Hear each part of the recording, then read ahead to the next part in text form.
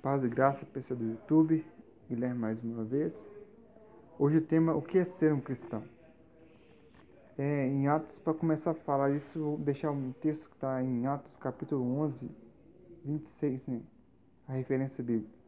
Que lá pela primeira vez eles foram chamados de cristãos, né? Os discípulos foram chamados de cristãos. E nesse tempo havia uma grande perseguição contra a igreja, né? E a igreja foi esparramada. Depois da morte de Estevão, a igreja foi esparramada. Depois disso, alguns ficaram pregando somente para judeus, mas outros foram anunciar a palavra para os gentios, né? E para mim começar esse tema hoje, eu vou falar sobre 3 pontos, né, que eu consegui ver.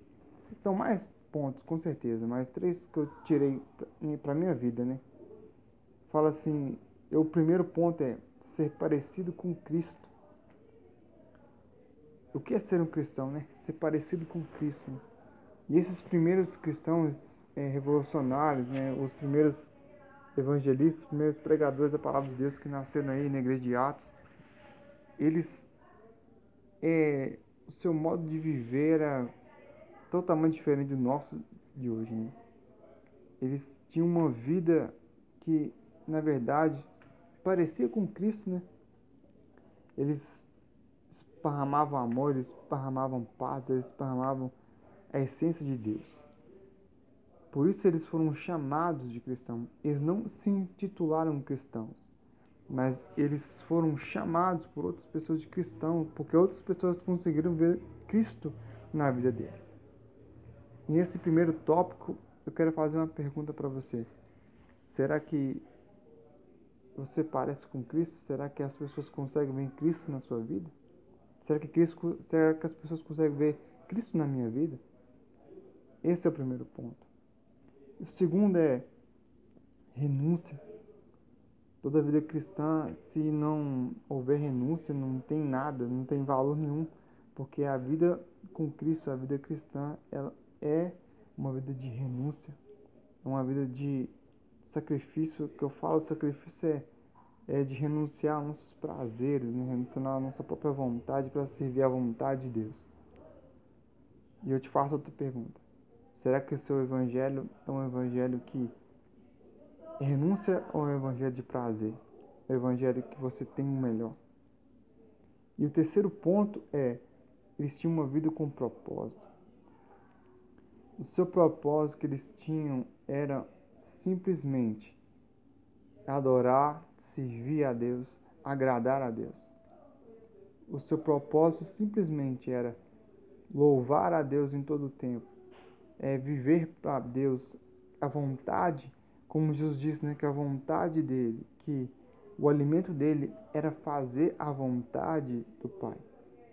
Aí fica outro exemplo de cristão, porque assim como Cristo, as suas vontades eram simplesmente em agradar a Deus.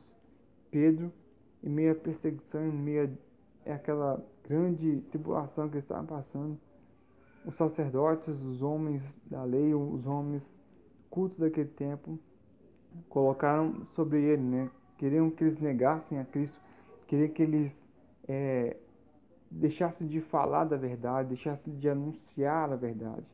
Mas Pedro disse, olha, mais vale agradar a Deus do que agradar aos homens.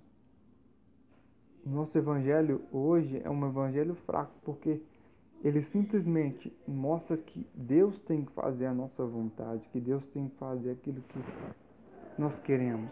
Mas o verdadeiro evangelho, o verdadeiro cristão, o verdadeiro servo de Deus, ele simplesmente quer fazer a vontade de Deus, agradar a Deus.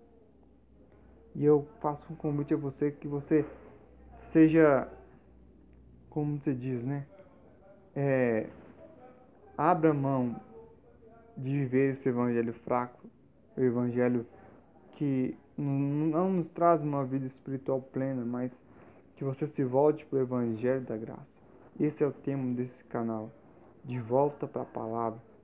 De volta para a palavra de Deus, porque a palavra de Deus é o centro da nossa, tem que ser o centro da nossa caminhada com Deus. A palavra de Deus tem que ser o centro de toda a vontade de Deus. E é essa palavra que tem que nos guiar. Essa palavra tem que ser luz para nossos pés. E essa é a mensagem que eu tenho para vocês, que vocês possam ser abençoados, impactados por essa palavra. Assim como tem procurado aprender mais de Deus, que vocês possam conhecer da verdade. E conhecereis a verdade, e a verdade os libertará. Um grande abraço, que Deus abençoe a todos vocês.